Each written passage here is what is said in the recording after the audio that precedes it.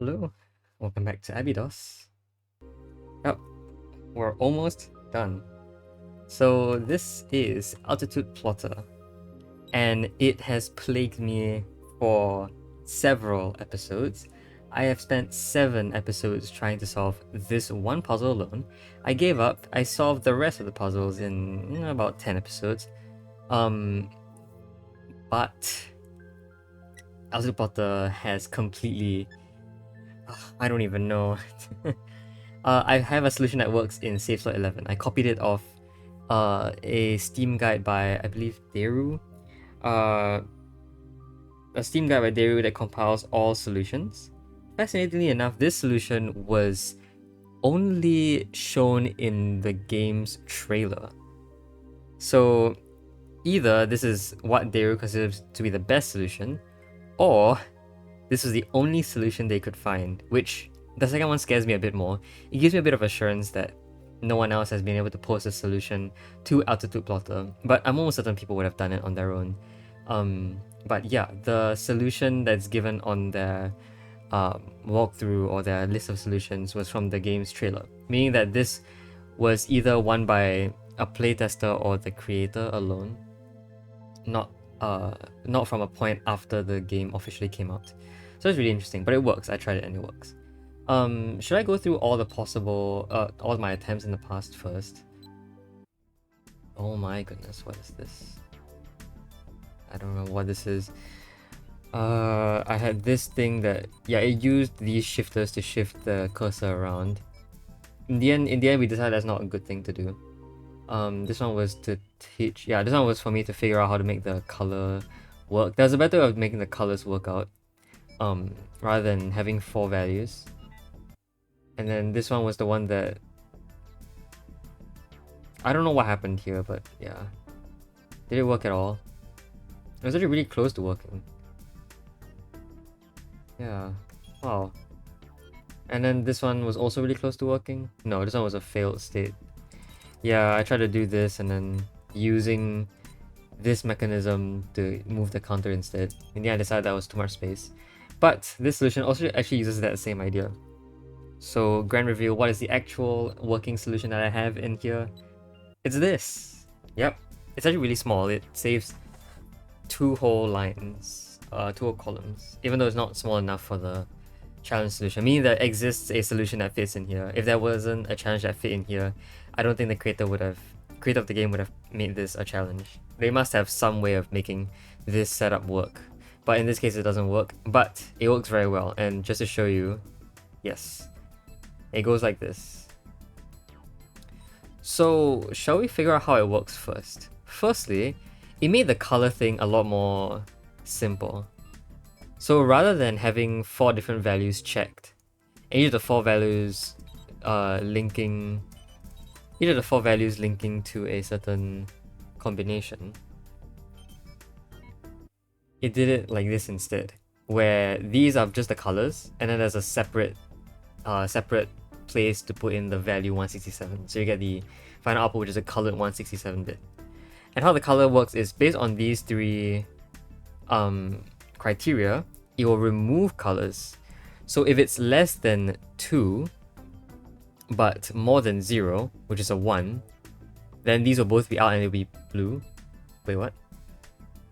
Yeah. Wait, what? No. Wait, what? No, hold on. If it's more than 0, but less than 2, it's a value of 1, these will both be deactivated, allowing you to have yellow. If it's more than 0 and more than 2, then it must be a 3, which will give you cyan, which is these 2. So we'll deactivate these 2. If it's exactly 2, then it will only activate this, so it will give you green if it's exactly 2. And if it's a 0 in total, then all of these will fail, except this one, which gives you red. Okay, yeah. So using this system, it's a lot easier to give you your colors. So that's really cool, I guess. I think you might be able to see it after a while. Just ignore all this going on down here first. We'll explain that later. So yeah, you can see here that some of these are, like, these 2 don't work. So this is nullified. It will take this color and this color plus the 167 here, which gives you your yellow 167. So that's how the colors work. That's the simplest part of this machine. You'll see this other big block here that does a couple of things. We want it to read the 8 cardinal directions around a target bit. So for this 22, I want to read 8 cardinal directions around it. It's a bit easy if I use a middle bit here. Like this 33, I want to read the 8 numbers here. So you get the 8 numbers, which are here, here, here, and here. The reason why... Oh, okay, I should probably explain what these do first. These are basically the values set to each of these values. All these are at 0, and they will gain these values as they go. How it works is that this 14 will merge with these, and then the sum will be read as a new position. So having the 1 there will basically increase by 1. It will basically increase the counter's position by 1. However, as you can see here, when we start off with this X bit that goes up here, it actually activates these two. I don't know why it's 2 different sensors. There might be a reason for it. But these 2 sensors are hit, so you get Y being activated twice, and so you get 2 different values coming in. But this doesn't just mean 2 values, it actually just means the same action twice. So here you have a subtraction by 1, which is basically a leftward movement of the bit. Subtraction by 13, which is a left up movement of a bit. Addition by 1 is which is a right, a down right, no, this is a down, this is a down, this is a left, this is a left. So this is 1 left, this is 1 up. This is 1 right, 1 right, 1 down, 1 down, 1 right, 1 left, 1 left.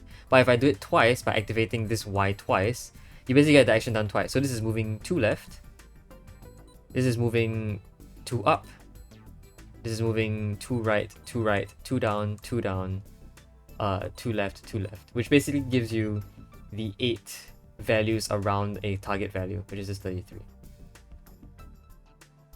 So yes, and that is the way to obtain this. Afterwards, this B will be activated and the Y will only be activated once. So what this then does is it will next only do each of those actions once. So rather than going in the ring of numbers around it, it goes in the 8 bits directly surrounding this target bit, which is basically what I wanted to do. So it's using the same setup for 2 different things.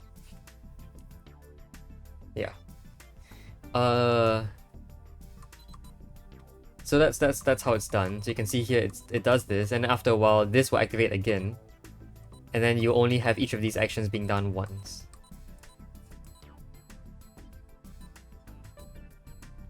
Important to note that when you start off, this 14 already starts off as this value over here.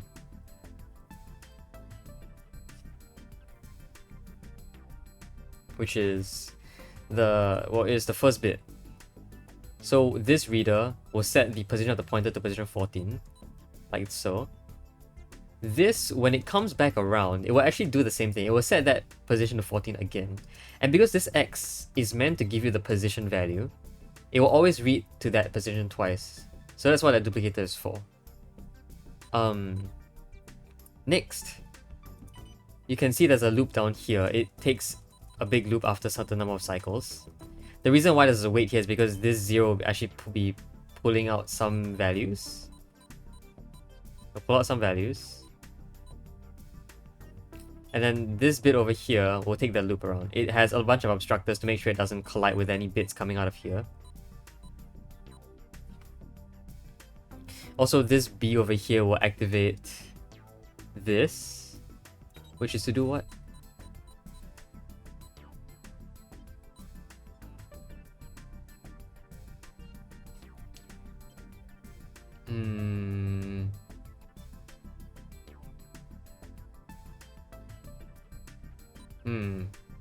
Good question.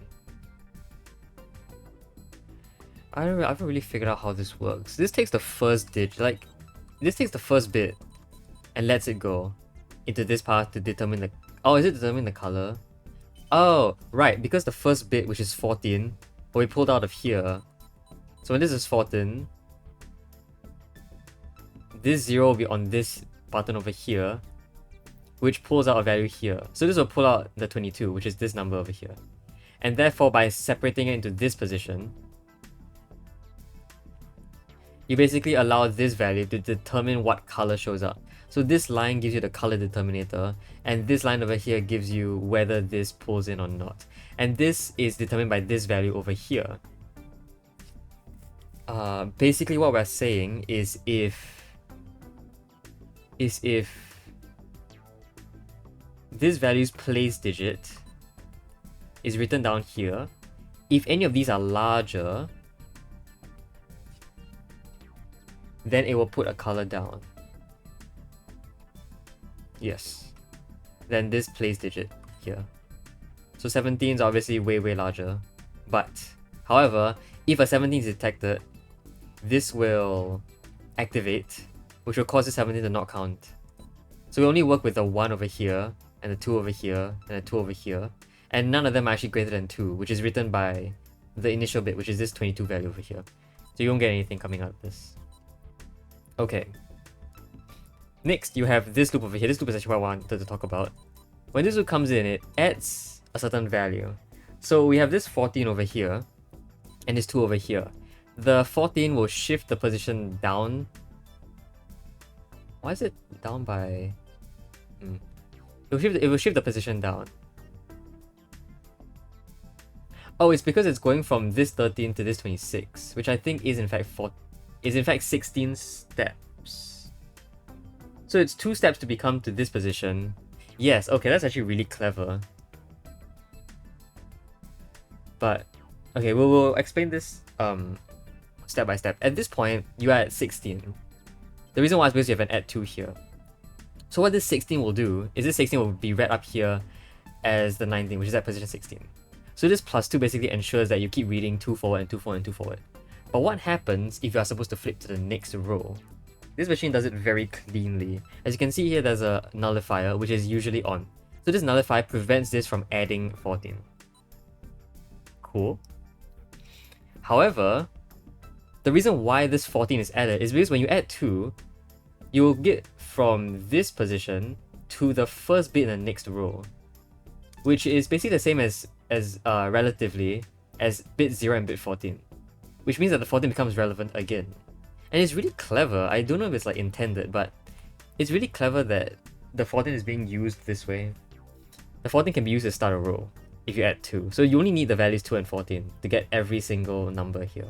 Which I think is really clever. If it were any other form, I don't know if it will have worked or not. Like if these numbers were 3 apart, then the numbers would not really work out. But yeah. So 14 is usually ignored, but when it is not supposed to be ignored, it will take 14 and it will add 14 to this position, which brings you to the next number here.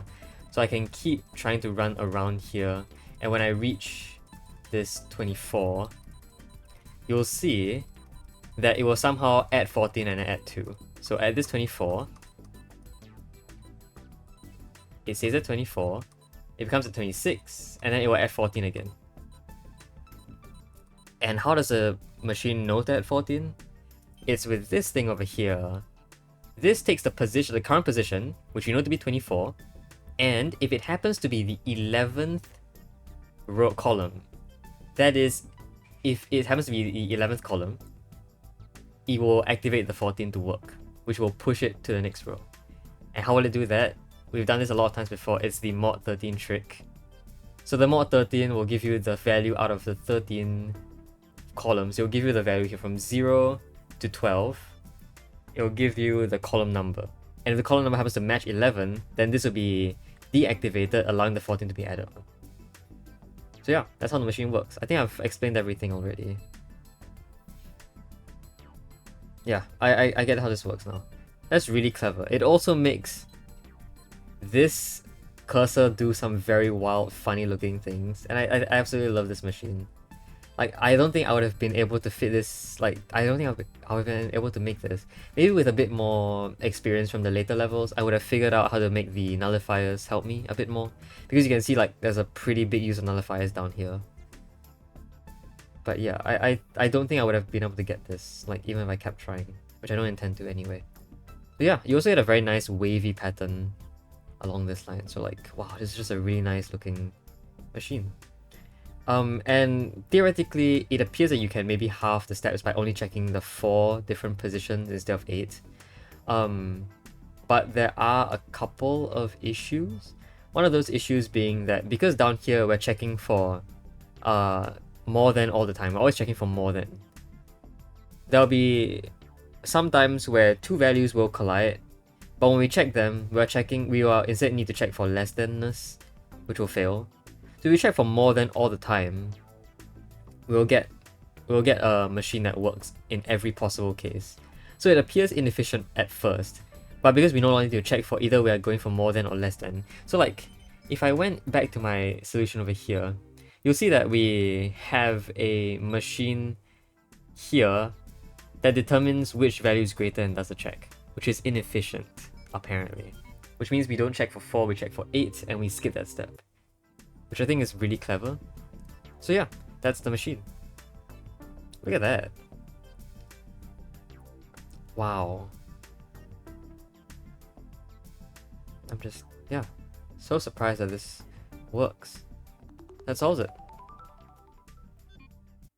Is it really good? Oh my goodness, this is actually really good in terms of wow, in terms of cycle count. This is one of the ideal solutions. That's insane. Huh. Yeah, that's it. I know I stole this solution, but you know, I'm happy enough that I have something that works. I really don't plan on doing anything else. But that's it. That's everything.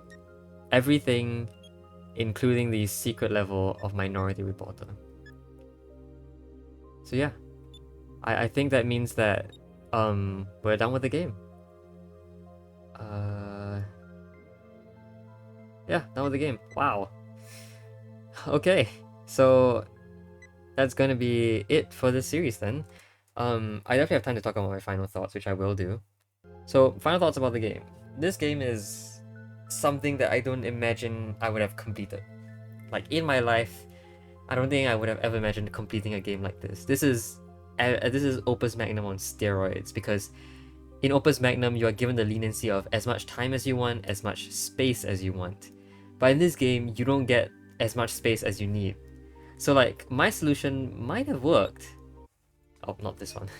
My solution might have worked if I had a bit more space. And in fact, I think for one of the solutions here, was it Q controller? No, it wasn't. One of the solutions here that barely used... Yeah, this solution had like a lot of space required. If I had more space, I would have been able to build a machine much more quickly. The main constraint here was space. Oh geez, don't do that. But yeah, so that's why I call it Opus Magnum in steroids. It's just a much harder version of Opus Magnum, because you're forced to optimize on space.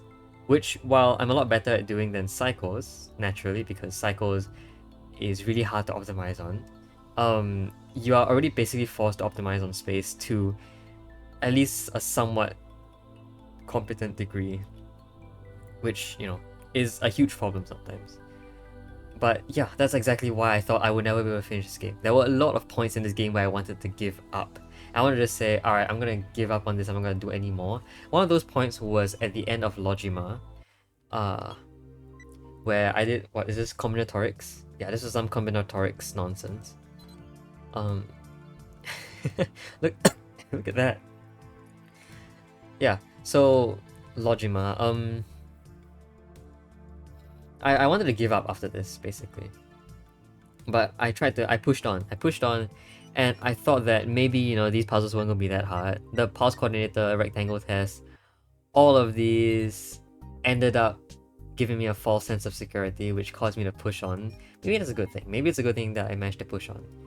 So yeah, Logima was one of the places I wanted to stop. The other place I wanted to stop was Stack Compiler. This one I absolutely stole the solution from as well.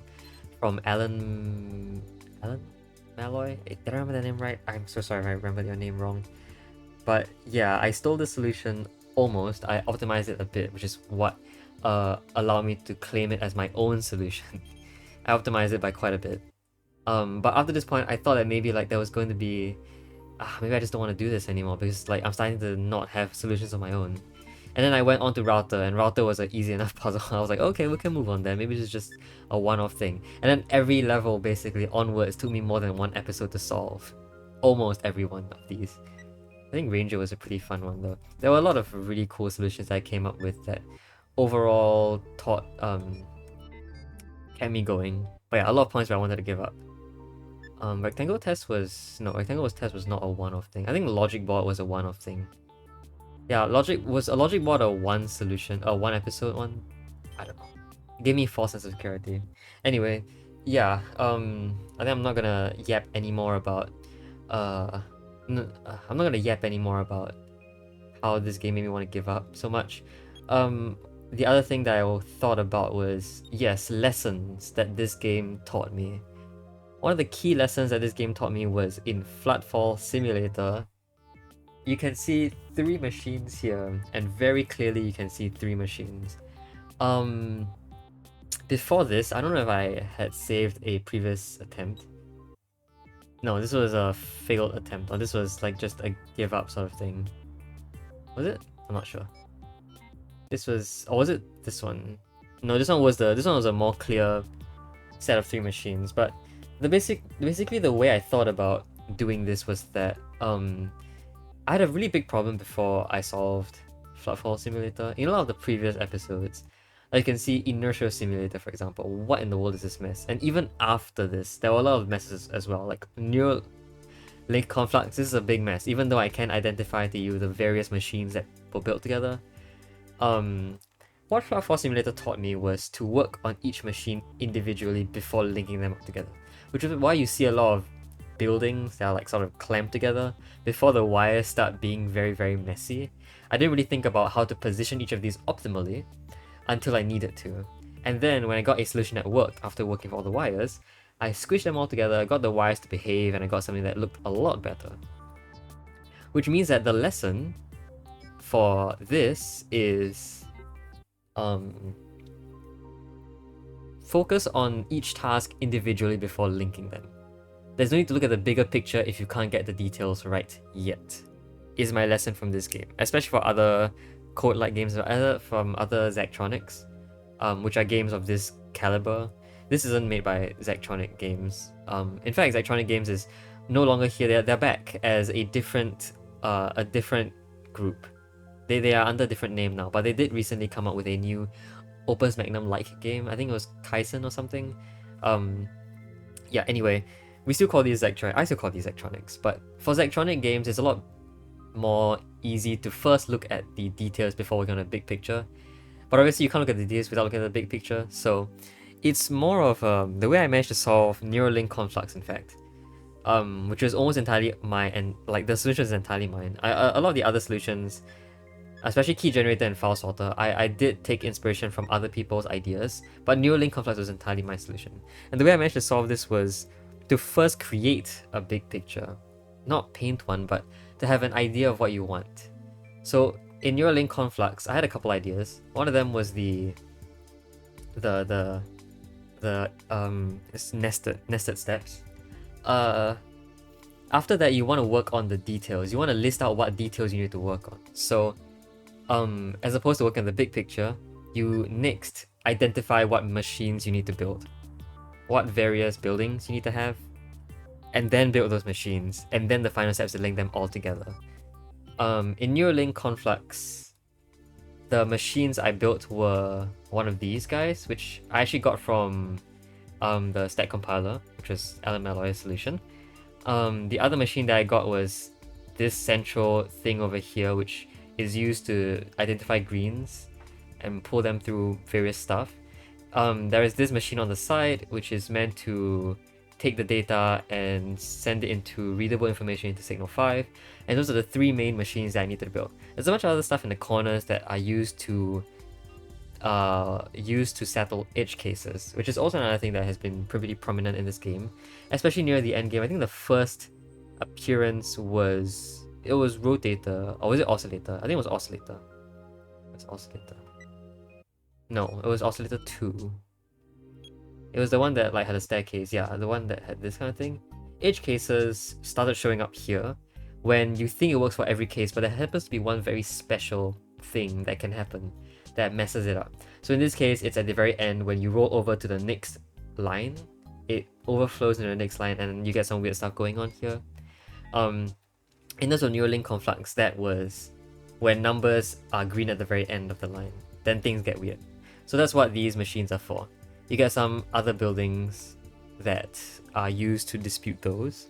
I think that's fine. Like, if you have the details and then you get something that almost works and you add more buildings at the end, that's how infrastructure works, right? That's like how you would build, a city. You would build it based on the main buildings you need and then other things that you need after that. So like a factory would have the I don't know, the thing that processes raw material, the thing that maybe sorts them, the thing that crushes them or shapes them into the right shape, and the thing that put it all together. But of course, even after building those 4 main machines, you get some edge cases. What if something comes in that like isn't a material that you want? You have to look for that and throw it away. What if something comes in that is maybe not magnetic, even though everything that came in you thought was magnetic? Something comes in that isn't magnetic. You have to deal with that as well. Maybe a shape that you make doesn't really fit very well for certain reasons, or maybe the shape is too easily molded. Maybe there is some way you need to avoid doing damage. I'm just throwing out analogies here, but yes, after building your 4 main buildings, you'll need additional machines or additional buildings to help you sort out any of these edge cases. And it's inefficient because those aren't built into your main machines. If you had a machine identifier built into the same machine as the one that processes raw materials, then yeah, it will be a lot more efficient because you only still need 4 machines. But in this case, that's a thing for optimization me to try and fix. Optimization me isn't in office right now. It's busy taking a vacation doing something weird. I don't know, probably like building Legos or something. I don't know why I said that. But yeah, this is a very epiphanal moment in Flat Force Simulator when I realized the main idea was big picture, details, then fix everything. And that allowed me to solve neural link conflicts. This is probably my proudest solution. But yeah, so that is my experience with the game. Overall though, I think the game has a charm to it. I don't know how I would say this in particular, but yeah, it has a lot fewer functions than you think it does. So you can see that the bar here has a lot of different things. Actually, I'm just going to go all the way to neural link conflux because that has everything possible in here. So you get every possible function in the game. However, there are things that are missing, and there are things that are missing that you need to fix. Well, you need to build on your own. So I was thinking like, why didn't this game have an absolute value generator? That's something that pulls in a certain value, takes its absolute value, and then spits it out. That one I fixed with this machine over here. But I think that's the charm of the game. The game won't give you everything you need. In particular, I already think this is a lot. Like, the plus and minus are actually not necessarily different. Because by just adding a negative value, it's essentially the same as subtracting a value. Obviously, multiplying and dividing are not the same because you can divide by a value for rounding off, but multiplying can't do that, and you can't input any non-whole numbers. But for plus and minus, that you'll get a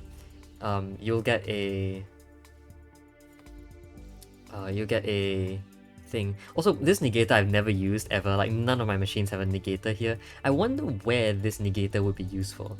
I've never seen any solution that used it either. So why is it here? I don't know, maybe it's useful for like one puzzle. Or maybe it's just a very important thing in computers. Like, maybe in circuit boards it's a very important thing that negator exists. Which is why in a game where you're meant to like code or build circuit boards like that, a negator is placed even though it's not necessarily the most useful. It's integral to a lot of currently IRL made machines, so they put it in. I don't know. And then you also have negators and synchronized nullifiers. I used to not like them. I used to think that they're very useless. But as you can see here, do I have a negator here? No, not negator. Do I have a nullifier here? I don't. I had a nullifier in not file sorter, in Minority Reporter. Yeah, I did make heavy use of nullifiers here and also here. Synchronizers as well. So this is actually one of the machines that use both of these. The symbols I didn't use very well. I find it very funny though. I think the first level where I actually thought would have been very like synchronizers were very useful here. And it just showed me a whole new world where things are very useful. What am I even saying? Anyway, yeah. So yeah, this game has this charm, I guess. That's what I meant to say. It forces you to build a lot of things out of the little resources it gives you, which I think is most games. Most games force you to do that. Very simplistic games have very few elements. I wouldn't say this game has very few elements. This game has a lot of elements, but it has a lot less than you are necessarily required to have or to build. So it technically still works on a deficit of resources, which I think makes it really minimalist. Also, speaking of minimalist, I really like its I really like its aesthetic. It just has a really nice aesthetic to me. It just looks so pretty. Especially the ones that are very organized. Like I think Router was one pretty organized one. Yeah, it just looks really nice to me. The way that the game deals with colors, it only works with 3 colors on the board, which is why it only has 2 wire colors. If it had 3 wire colors, that would be really nice. So if it had a green wire as well, you know, focusing on the theme of RGB, that would be really nice. But I would say that if this game only works on these 3 color schemes, having 2 wire colors is absolutely fine. Yeah, maybe 3 is a bit too much, so maybe the game still wants to focus on its minimalist aesthetic and only give you 2 wire colors. That's absolutely fine by me. So yeah, this game looks really nice. Cool. So yeah, that's it for my I want to say review of this game. I didn't really review this game at all. If you want to try this game out, it's free. That's another good thing about this game. I think it used to be paid, but it's free now. Yeah.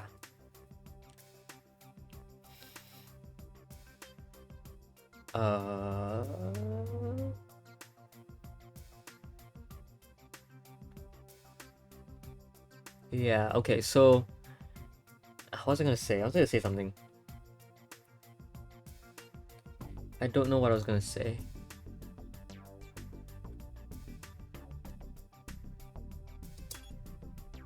Let me think of something.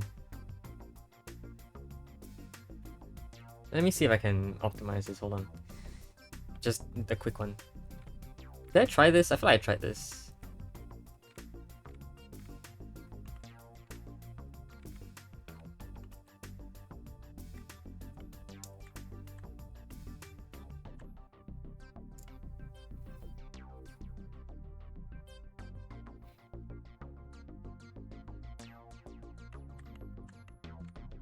I feel like I tried this before.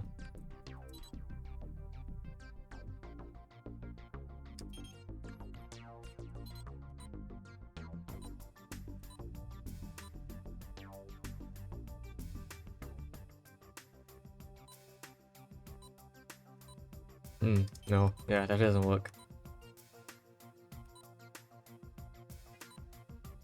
Oh, it's because of the waiting time. Right. Okay, I mean, I can always pull this down. Give me a second. I'll work on this.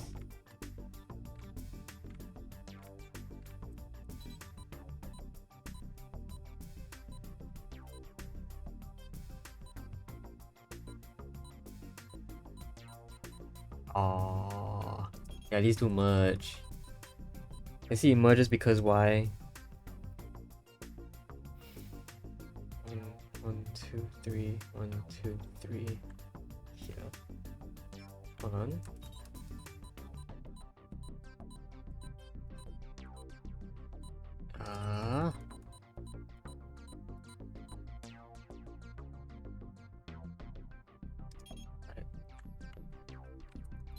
I don't think this works, does it?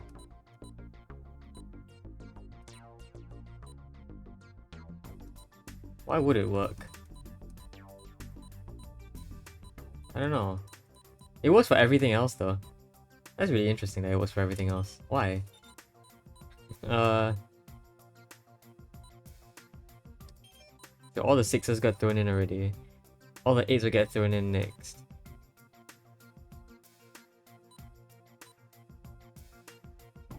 Oh yeah, these 6s come with this 7.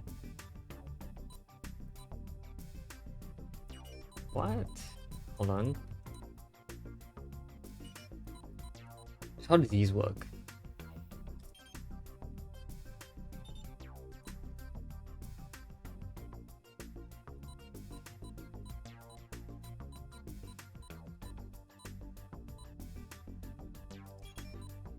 I'm doing this wrong, hold on. I basically just want to copy this exact thing over. Hold on. Like that. But this is for 8 and 8. And this should also work, maybe?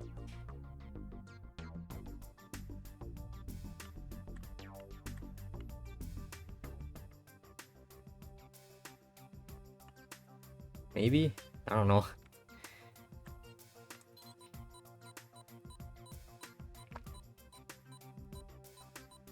Oh my goodness. Yeah, it works if I just had everything. Holy crap. Oh. Oh, look at that. Yeah, okay, nice. Okay, and I can definitely flatten all of these.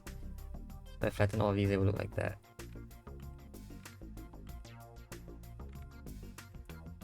Okay. And if I put this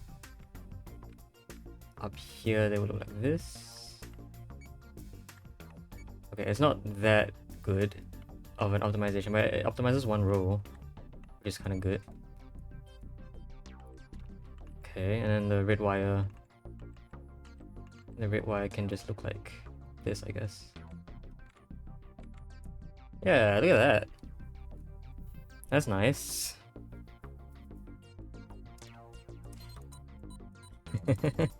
That works. Hey, that's really cool. I just found a solution that works out. Wow. What an optimization.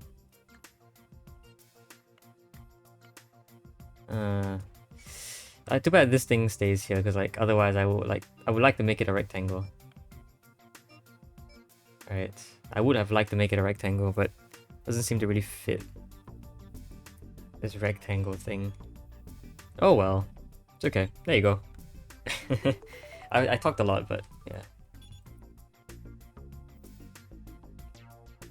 Super risky, but it works somehow. Which I think is amazing. But nice, okay. What did that save? I am not percentile 83. I don't know what my previous one was, but I never saved my previous one because I optimized it on the original save. So that's so sad. Yeah, okay, cool.